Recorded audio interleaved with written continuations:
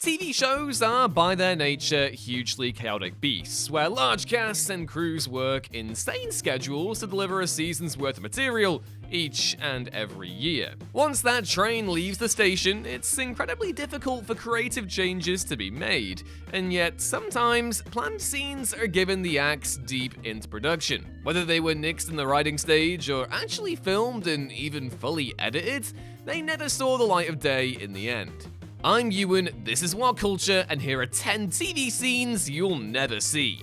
Number 10. Sawyer's Tampa Job, Lost.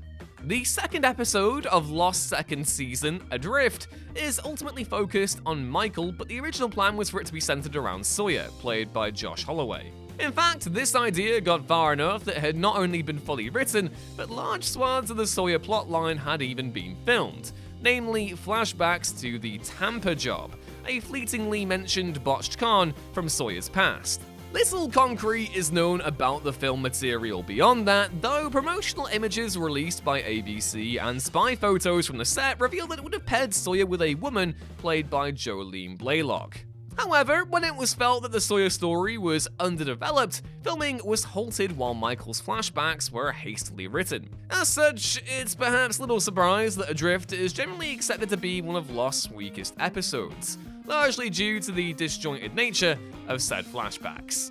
Number 9. Chris and Paulie kill Valerie, The Sopranos.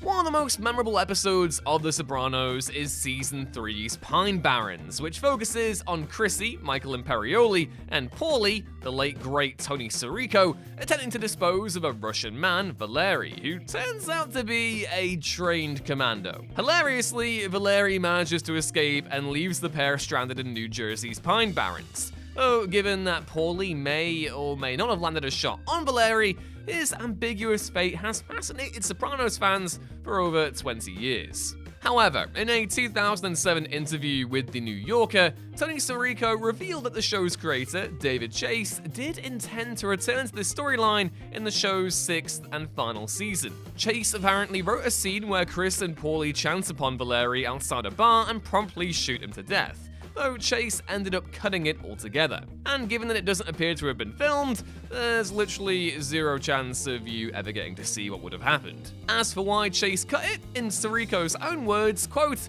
"I think David didn't like it. He wanted the audience just to suffer."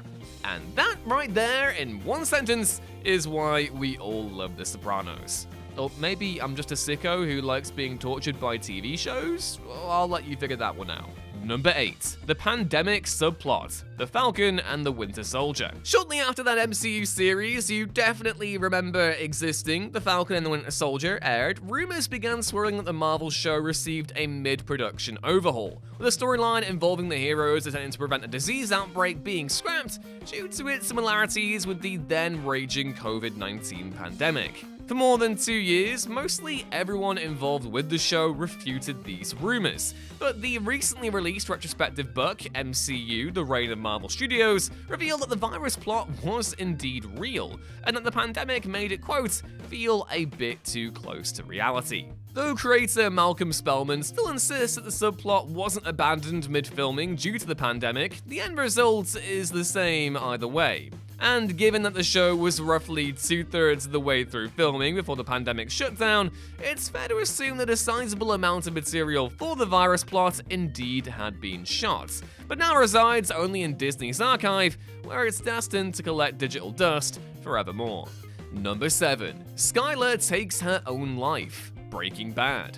Ending any hit TV show in a satisfying way is extremely difficult, and before Breaking Bad creator Vince Gilligan arrived at the show's well-received conclusion, he considered numerous other options. One of these involved the suicide of Walter White's wife Skylar, played by Anna Gunn. On the final episode of the Breaking Bad Insider podcast, Gilligan revealed that he almost committed to a scene in the series finale where Skylar and Walt are kidnapped and tied up at a motel. But just as Walt hatches a plan to save the pair of them, he opens the bathroom door and finds that Skylar has slashed her wrists in the bathtub. As for why Gilligan ditched the scene, well, he had this to say. "I was leaning toward that and the other writers were like, that's a bridge too far. Let's not do that." And they were right. I think that would have been very unnecessary.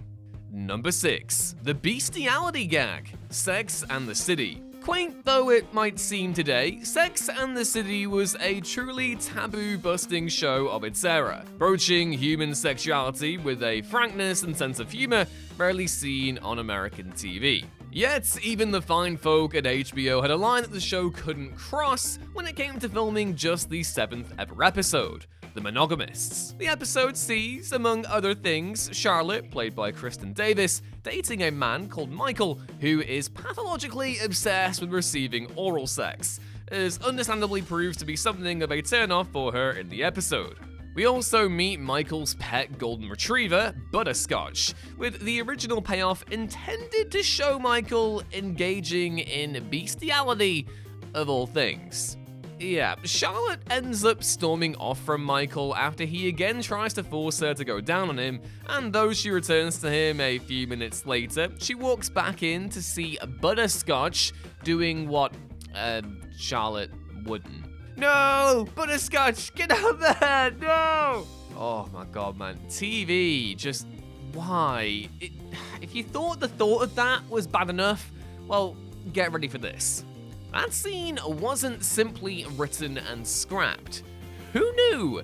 It was shot in its entirety and fully edited into the episode, before the HBO bigwigs saw it and were like, yeah, no, we can't do that. Sex and the City creator Darren Star also told Vanity Fair about the experience, saying that, quote, "It's sort of horrifying that we shot that." Yeah, Darren, it was. Number 5. 50 direwolves fight an undead dragon. Game of Thrones. Game of Thrones' Season 8 episode The Long Night chronicles the final battle between the army of the dead and the armies of the living, and as action-packed as it was, one potentially awesome planned beat ended up being excised during production. On the Filmmaker Toolkit podcast, episode director Miguel Sapochnik revealed that around 50 direwolves were set to fight an undead dragon. As freaking ridiculous as this sounds, Sapochnik confirmed a bizarre rationale for cutting the sequence. He thought it would be boring to sit through. Quote, "There were many things that happened that people would have been so happy to have happened. At some point you're like, 50 direwolves attacking an undead dragon does not a good movie make." Sapochnik added that he felt it would have become, quote, "a remix of every battle we've done." And I can certainly see the argument for CGI fatigue here, but I don't really know. Game of Thrones fans, would you have liked to see this actually get made? Let me know down in the comments. Number 4. Eugene and Laura's sex scene. The Walking Dead. The Walking Dead Season 8 episode Time for After was originally supposed to feature a sex scene between two supporting characters, Eugene, played by Josh McDermott, and Laura, played by Lindsley Register. In fact, the scene was even shot but eventually cut, with actress Register revealing on the Talk Dead to Me podcast that the scene was largely played for laughs. Quote, "So we go and we film it. It was really funny. If I remember right, I kiss him and he's like, 'You taste like stone fruit and applesauce.' I'm getting dressed and he's got the sheet pulled up around him. It's so cute." But as to why the bizarre scene didn't make it to air, she added, quote, "It would have been too much of a subplot distraction from what was going on, so maybe from a story perspective, it just didn't work." Given that The Walking Dead is routinely criticized for its subplot bloat, it's an understandable edit to make, but at the same time, the morbid curiosity factor for this one is strong. Number 3. NoHo Hank's original death. Barry. Barry's series finale saw the deaths of numerous prominent characters, including fan-favorite gangster NoHo Hank, played by Anthony Carrigan, who was shot and killed by Fuchs, Stephen Root.